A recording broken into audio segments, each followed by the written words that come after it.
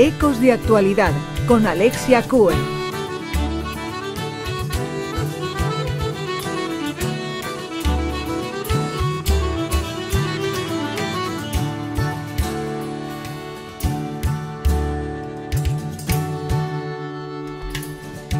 Es tiempo de literatura en Ecos de Actualidad. No puede faltar a esta sección Carlos, que sigue con nosotros. Bienvenido.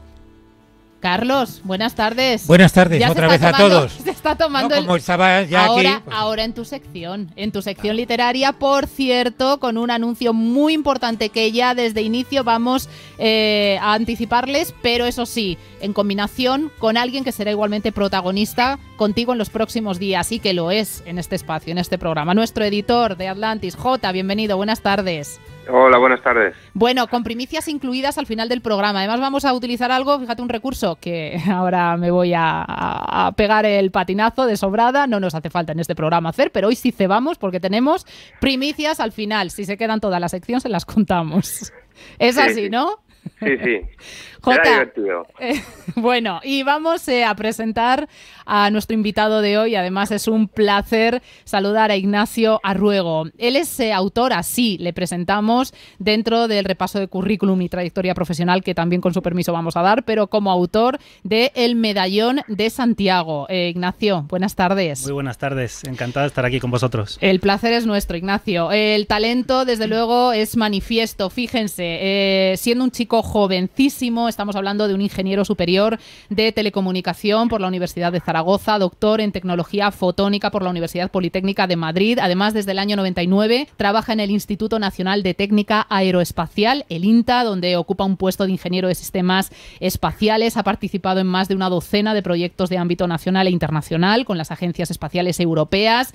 Es el responsable, además, de un instrumento que se va a embarcar en la primera misión europea que aterrizará en Marte en 2016. Cuenta con estancias en diversos centros espaciales, como el Centro Espacial Guyanés, y un larguísimo etcétera, porque vaya currículum, Ignacio, es de verdad un privilegio tenerte. Muchas gracias, ¿no? El privilegio es para mí. Bueno, yo hoy quiero hablar de todo contigo. A ver, Ignacio, queremos conocer tu trabajo porque es apasionante. Fíjate, quienes nos acompañan en este estudio, ya escuchando a lo que te dedicas, pues fíjate tú, los gestos y las reacciones. Estás trabajando en uno de los instrumentos que formará parte de la próxima misión aeroespacial a Marte, además como responsable del laboratorio de este proyecto. Has estado en centros, en misiones espaciales. Bueno, esto nos suena a ciencia ficción, es apasionante. Bueno, desde luego para mí es un sueño, para mí efectivamente es un sueño, es una profesión muy bonita, te tiene que gustar evidentemente, y no es una profesión muy habitual.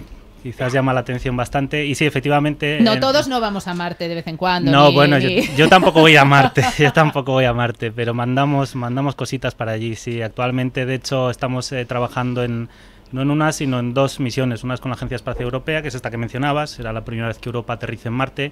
Y en otra para el próximo robot, el próximo rover, estos que van paseando por la superficie de Marte, que mandará la NASA.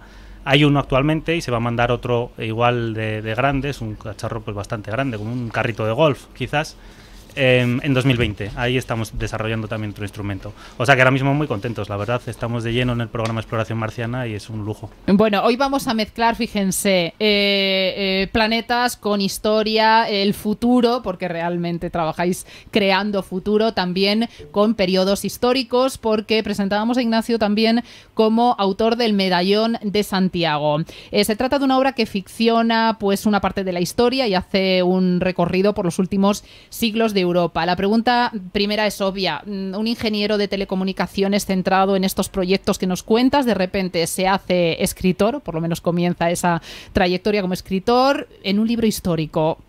¿Cuál es el maridaje? ¿Cómo llama la combinamos atención? esto? Bueno, en primer lugar te agradezco lo de escritor, aunque yo siempre digo que creo que para llamarse escritor por lo menos harán falta 2 libros. No, o sea no. Con uno estáis bautizados, con autor, ¿no, Jota? yo con autor me había quedado contento. No sé lo que opinará mi editor, Jota, que está allí, pero sí, yo esperaría el segundo libro para llamarme escritor. Pero sí, es un tema que llama la atención. Es además curioso porque suele haber como una separación, y yo creo que en este país especialmente, ¿no?, entre lo que es la ciencia y lo que es el mundo de las letras y el mundo de la cultura. La ciencia nunca forma parte de la cultura, al parecer, en este país, y me pasa a menudo, me pasó recientemente, incluso te puedo contar la anécdota, pues un amigo de mayor ya, de mis padres, Nos encontramos por la calle y da la casualidad que yo tengo un hermano que es el polo opuesto a mí. Él es licenciado en Derecho, doctor en Derecho y es profesor en la Universidad de Zaragoza. Y nos encontramos por la calle y me preguntaba, oye, esa novela me he enterado que habéis escrito una novela, pero habrá sido tu hermano, ¿no? Y yo le decía, no, hombre, no, mi hermano es el de letras, el que escribe soy yo. Es decir, efectivamente es algo que llama la atención. Bueno, a mí me ha gustado siempre escribir y hacía muchos años estuve escribiendo como columnista en un periódico. Empecé con columnas de opinión en sección ciencia, que es algo, bueno, que tiene su complejidad, ¿no? Opinar sobre ciencia. Enseguida pasé también a opinión en sección nacional. Y bueno, pues había hecho mis pinitos, mis cosas pequeñitas, pero claro, yo tengo mi profesión y esto, pues en los ratos libres uno va escribiendo lo que puede, lo que se le ocurre, lo que le apetece. Pero lo dicho, ciencias, letras, futuro, pasado, periodismo también, vemos que has dado tus pinceladas. Jota, bueno, ¿cómo reaccionas tú cuando llega Ignacio a tus manos? Bueno, pues la verdad es que me sorprendió mucho, ¿no? Cuando me envió su currículum y luego me manda la novela que no tiene absolutamente nada que ver, dije, qué cosa más extraña, ¿no? Luego ya, sí, cuando me dijo que había escrito artículos y demás, estuve echando un ojo y bueno, ya le dije que bueno, que viendo más o menos el manejo periodístico que tenía, que sabía que la novela se defendería, la tenía que leer, la leí y efectivamente pues es una novela muy trepidante, ¿no? Sí, a todo esto añadimos como ingredientes el ocultismo, el esoterismo, lo situamos en la Segunda Guerra Mundial. Fijaos qué cóctel tan explosivo. Háblanos de la sinopsis brevemente de tu novela. No vamos a desvelar más de lo que tú quieras. Sí, efectivamente, como dices, la Segunda Guerra Mundial, que parece que es un pasaje de la historia que siempre está de moda, ¿no? La novela es una novela de intriga histórica, aunque yo casi me gusta más verla como una novela a caballo entre la intriga histórica y la novela de aventuras, policíaca.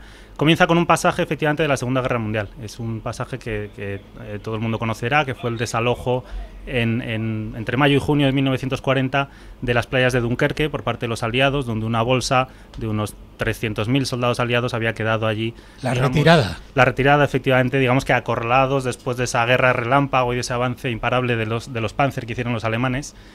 Y bueno, en un momento dado ellos pensaban que no iban a ser capaces de salvar ni a un 20% de los soldados que tenían allí, ¿no? Su sorpresa fue que Hitler dio una orden de alto a las tropas alemanas y eso les concedió unos días de respiro, unos días en los cuales, bueno, pues pese a bombardeos de la Luftwaffe y muchos problemas, evidentemente consiguieron evacuar a más de 250.000 de soldados.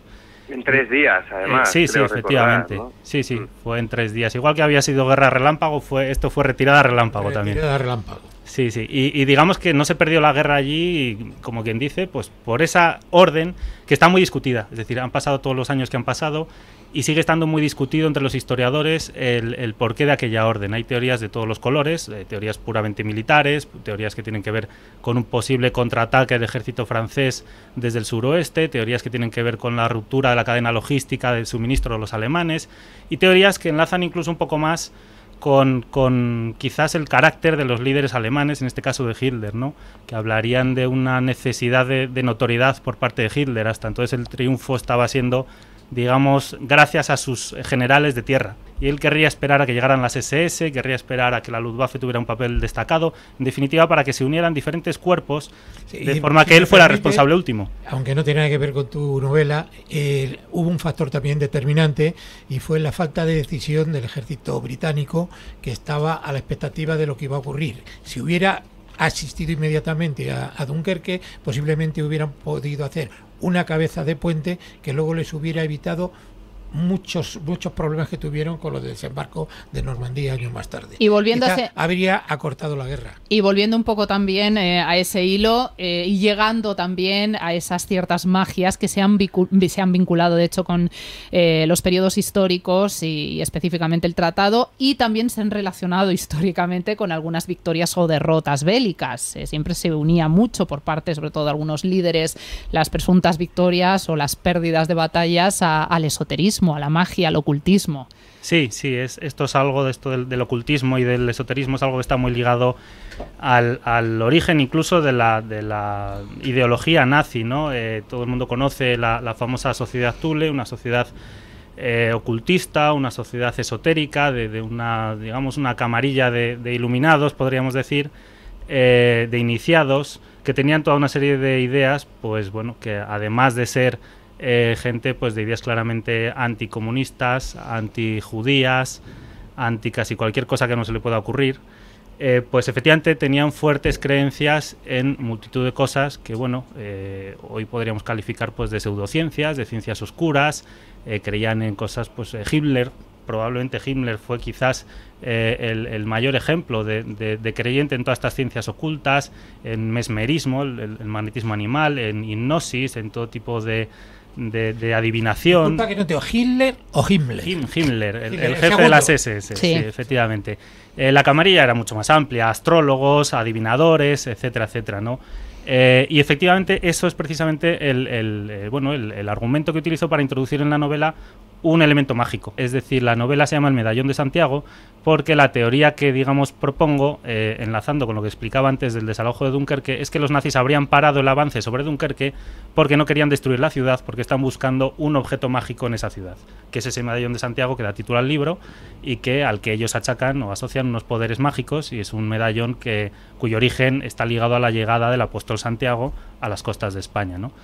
Y entonces, bueno, a partir de esta teoría, unos investigadores ya en tiempo presente elaboran esa teoría, la hacen pública y de repente se empiezan a ver perseguidos por una serie de gentes oscuras que se va descubriendo que son una especie de sociedad de antiguos miembros de las SS. Aquí vemos también cómo confluye el argumento, el punto de partida de argumento real histórico con la ficción y el paso a la aventura. Además, Jota. está enlazado apasionadamente, ¿verdad, Jota?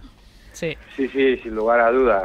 Y bueno, había un par de preguntas que quería hacer a Ignacio, pero él sin darse cuenta y sin saberlo, porque tampoco sabe lo que le voy a preguntar o no, pues bueno, ya me las ha pisado, pero bueno, seguimos. Tu pregunta. No, bueno, conectando también un poco con... Primero permítenos que te mandemos una felicitación muy cariñosa para ese personaje que hoy cumple 3 años y que te impide venir hoy aquí al programa. Dale un fuerte abrazo de todos los miembros de este programa y bueno, dile que tendremos un pequeño detallito con él. Pero bueno, espérate, no cortemos a Ignacio y luego hablamos de muchas cosas. Para esto a Jota no le importa que le corten porque su hijo es su ojo derecho. Bueno, luego hablamos además del protagonista de la obra que presentamos en el último programa, que es quien cumple años. Ignacio, volvemos a la novela. Jota, ¿te queda alguna pregunta? Bueno, sí. Venga, bueno, gracias, Carlos. Yo se lo diré ahora a mi niño, desde luego. Esta tarde celebramos su cumple y está aquí histérico. Bueno, y ya continuando, bueno, yo querría que Ignacio nos hablaras también, al margen de tus dos protagonistas, de Beatriz y Mario, y su relación con el personaje de Gunther y las SS, siguiendo con todo este hilo del nazismo, de la Segunda Guerra Mundial y demás. Sí, los personajes principales de la novela son, como apunta Jota, dos chicos, dos chavales normales. Hay cantidad de novela histórica en la que pues los personajes son siempre los más altos, los más listos, los más guapos, los que más recursos económicos tienen para irse de lado a lado del mundo de la noche a la mañana, etcétera, etcétera. Yo quise que fueran unos personajes, digamos, más cercanos al lector, ¿no? Entonces son dos chavales, una profesora de historia, concretamente de la Universidad de Zaragoza. Bueno, yo soy de allí, me resulta más fácil ambientarlo en Zaragoza, y un amigo suyo, que son los que, bueno, a raíz de la publicación de esta teoría novedosa que plantea ella, se ven de repente envueltos en una aventura sin saber muy bien cómo. Y ese otro personaje oscuro que menciona Jota, llamado Gunther, es el sicario que esta organización de antiguos miembros de las SS envía para, bueno, seguirles los pasos, ver si encuentran o no encuentran la pista de ese medallón que andan buscando, si es que de verdad existió, porque todo esto es una hipótesis. Y en un momento dado, si fuese necesario, eliminarlos, porque hay algún motivo oscuro por el que no quiere esta sociedad de antiguos SS que la existencia o no, insisto, de ese medallón salga a la luz. Hay otro personaje que es el que manda esta sociedad, que es el antiguo SS, es un señor ya anciano que formó parte de las SS y posteriormente de una facción que hubo que se llamaron miembros patrocinadores. Era gente que no tenía una actividad, digamos, militar, pero sí financiadora, y patrocinaban las diferentes actividades de las SS. Jota, te pregunto a ti sobre la obra que estamos presentando. En cuanto al estilo, técnica literaria, háblanos un poquito del puro texto del libro. Bueno, pues es una novela que cabalga entre muchos géneros, ¿no? Desde la novela histórica, la esotérica, la novela de acción. Hay también algún elemento, yo creo que romántico ahí entre líneas, alguna tensión, ¿no? Entre los personajes de Mario y Beatriz. Una novela que salta en el tiempo continuamente. De hecho, bueno, pues eso, recorre cerca de 1200 años de historia, donde nos encontramos con personajes, se menciona, por ejemplo, al Cid, bueno, aparece, de hecho, el Cid, Jimena Díaz, la viuda del Cid, Marco Polo, el pintor Francesco de Melzi, se menciona a Da Vinci. En fin, es una novela, yo creo que en ese sentido muy rica, ¿no? En cuanto a contenido, es muy ágil, que decir, empiezas a leer y como además está saltando en el tiempo continuamente, te va enganchando paralelamente a diferentes historias. Y bueno, yo también a ese respecto a mí me gustaría que Ignacio nos hablara un poco de toda esta labor de documentación, porque como digo, o sea, son más de 1200 años de historia, ¿no? Sí, así es. Lo que pasa que realmente a mí me gusta puntualizar esto porque lo que está diciendo Jota ha descrito muy bien la novela y yo creo que quizás quien esté acostumbrado a leer intriga histórica tienen la imagen, quizás la forma, no sé, más canónica de la intriga histórica a la que estamos acostumbrados.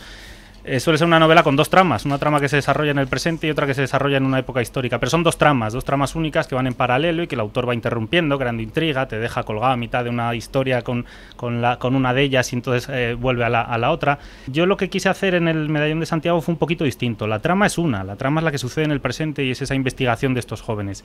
Y lo que ocurre es que mientras ellos van investigando qué pudo acontecer con este medallón a lo largo de los siglos, van descubriendo partes de la historia y otras no, otras les resulta imposible discernir qué pasó exactamente. Y entonces ahí es donde yo introduzco esos pequeños flashbacks, esos pequeños pasajes que van permitiendo al lector entender cómo fue realmente el viaje del medallón a lo largo de la historia y de esos 12 siglos que menciona Jota. El proceso de documentación, pues bueno, realmente yo tardé mucho en escribir esta novela, entonces el proceso de documentación, más que existir como tal pensando en la novela, pues sencillamente yo siempre he sido un apasionado de la historia. Con el tiempo y conforme mi carrera profesional ha ido evolucionando, pues uno cada vez saca menos tiempo, lamentablemente, para seguir leyendo historia, pero cuando yo empecé a escribir esta novela realmente era un gran lector de historia, me apasiona muchos episodios de la historia. Y digamos que bueno, uno siempre necesita, para añadir ciertos detalles, documentarse un poquito de manera particular para lo que está escribiendo, pero digamos que más bien fue al revés, es decir, con las propias cosas que yo iba leyendo, con mis propios conocimientos. Documentado. Sí, efectivamente. Ignacio, para consagrarte según tu otra teoría como escritor, ¿hay pensado ya proyecto como segundo libro? Sí, y de hecho he empezado a escribir cuatro líneas. Es una novela completamente diferente. Y bueno, no tiene nada que ver con... De hecho, no es ni siquiera intriga, está basada basada en una cierta experiencia real. Y lo único es que, bueno, si tardé 10 años en escribir esta, pues no sé cuántos tardaré en escribir la siguiente, ¿no? Pues escritor decano, directamente. Vamos a hacer una cosa, compañeros. Paramos, tenemos 2 consejitos que darles, entre ellos, además, recomendaciones también literarias de los títulos que resaltamos en este tiempo, pero continuamos en la sección literaria. ¿Qué haría usted si pudiera volver al día antes de haber cometido uno de esos errores que le marcan toda la vida? La respuesta en Una luz del más allá, la novela de Carlos Cue, presentada por Ediciones Atlantis y que ya puede adquirir en la Casa del Libro. ¿Necesita una solución económica? Si tiene más de 65 años, con Grupo Retiro podrá cobrar una renta mensual por su vivienda y continuar disfrutando de ella. Llámenos 91 577 4240. Rentas vitalicias e hipotecas inversas. La seguridad de un sueldo para toda la vida. Infórmese 91 577 4240 y www.gruporetiro.com. ¿Puede existir el amor entre un hombre y una mujer que nacieron con una diferencia de 100 años? La respuesta en Una luz del más allá, la novela de Carlos Cue, presentada por Ediciones Atlantis y que ya puede adquirir en la Casa del Libro.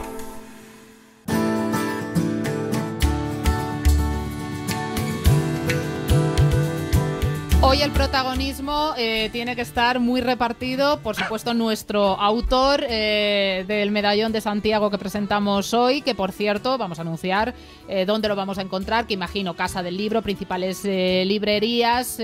J, disponibilidad.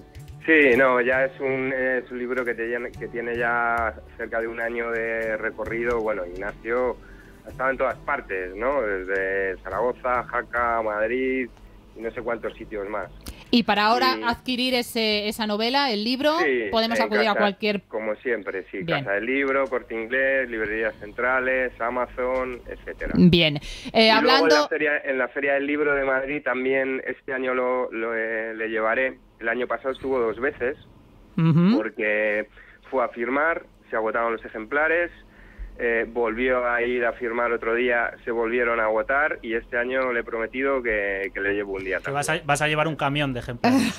Un camión, bueno, vaya gira está haciendo. Por cierto, no irá solo, y ahora vamos ya con alguno de esos anuncios. Firmas también previstas tanto para ti, con ese libro que tiene como protagonista, quien hoy cumple 3 añitos, y creo que, Carlos, tenéis firmas próximas. Pero en Zaragoza, no en Zaragoza. Bueno, claro. también la Feria del Libro, pero él te hablamos de firmas. De Zaragoza ahora. Venga, en Zaragoza, sí, el 23 de abril, Día del Libro, Carlos firma con Una luz del más allá y yo con mi libro, con Diario de a bordo de un padre primerizo, en la caseta de la librería El Gato de Cheshire, de 1 a 2 de la tarde. Bien. Y luego, aparte, en la Feria del Libro de Madrid también estará Carlos Cue firmando el día, supongo que lo sabrá él, porque llevamos toda la semana ahí con el cuadrante volviéndonos locos, y las pues chicas dinos, creo que ya le han avisado. ¿Qué día, Carlos? Sé que es en mayo, pero no me acuerdo del día. Estamos buenos. Ni editor ni autor sabe cuándo firma. Porque tenemos ahora el día 23 Zaragoza, está pendiente lo de Toledo. Hay otra posible cosa en Valencia que me dijo Jota, lo de la Feria del Libro. ¿Cómo me voy a acordar de toda la fecha? Bueno, vamos a ir concretando calendarios y conforme se aproximen cada una de esas citas, se las iremos diciendo. No se preocupen. Vamos con esas primicias que nos tienes en Ascuas. Ha llegado el momento, Jota. Bueno, pues a ver, primicias, la primera, que el sábado de la semana que viene vuelve Ignacio Martín Sequeros. Son 2 semanas de Ignacio, hoy con Ignacio Arruego y la semana que viene con Ignacio Martín. Vuelve al programa para hablarnos de Pequeñiques y de la presentación de su libro Pequeñiques, su auténtica historia, que será el próximo sábado 25 de abril en la Sala Clamores a las 7 de la tarde, que además presentará Alfonso Arteseros, Claudio de Miguel y Carlos Cue. Bueno, Ignacio Martín y yo también estaremos allí, o sea, va a estar entretenido. 5 presentadores. Bueno, desde menudo elenco. Estará, pues eso, como digo, será estupendo tener a Ignacio de nuevo la semana que viene en el programa. Y bueno, y la otra gran primicia, si yo menciono el nombre Joan Valverde Guillén, nadie sabe quién es. Si menciono la novela Delirium, Los discípulos de Exus, tampoco sabe nadie quién es, porque es una novela que se presenta este domingo en el Centro Cultural de Mollerussa, en Lleida, a las 9 de la tarde. Pero ahora yo explico qué es Delirium. Bien, pues Delirium es una novela de terror que se está rodando en cine ya, cuyos protagonistas, de momento que nos hayan dicho, porque no se ha revelado todo el reparto, son Lidia Bosch y Juanjo Artero. Juanjo Artero ha sido protagonista de series como El Comisario, El Barco, sí. Era uno de los niños de Verano Azul. Y ahora ya sí sabemos. Y vamos con el bombazo. Y además la productora de la película de Delirium es la misma productora de la serie Águila Roja. Así que bueno, pues es desde luego es todo un orgullo, y es algo que todavía me cuesta, ¿no? Pensar que se va a hacer una adaptación en cine de una de las novelas publicadas en Ediciones Atlantis, que sale, además la película sale el año que viene. O sea, el fin de semana que viene estarán rodando en Madrid. Pues así enhorabuena, que, bueno, otro mérito más, y haremos el seguimiento que merece, por supuesto, Jota. Sí, ha sido una noticia absolutamente maravillosa, y de hecho ya incluso mientras están rodando se empieza, Bueno, le han pedido a Joan que escriba la segunda parte de Lirium y se está empezando a barajar que si la película sale bien, se haga una segunda parte.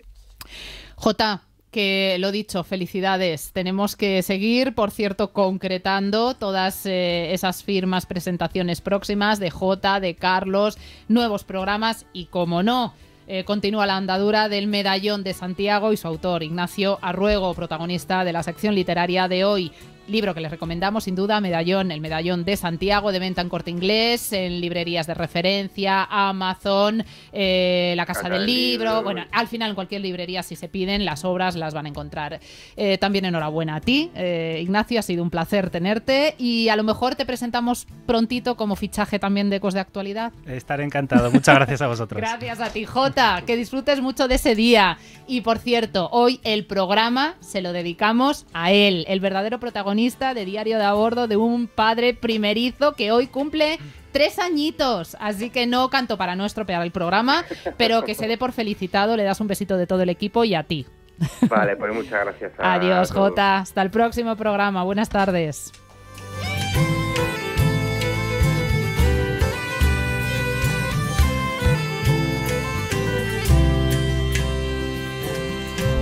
¿Se puede morir 2 años antes de haber nacido? La respuesta en Una luz del más allá, la novela de Carlos Cue, presentada por Ediciones Atlantis y que ya puede adquirir en la Casa del Libro.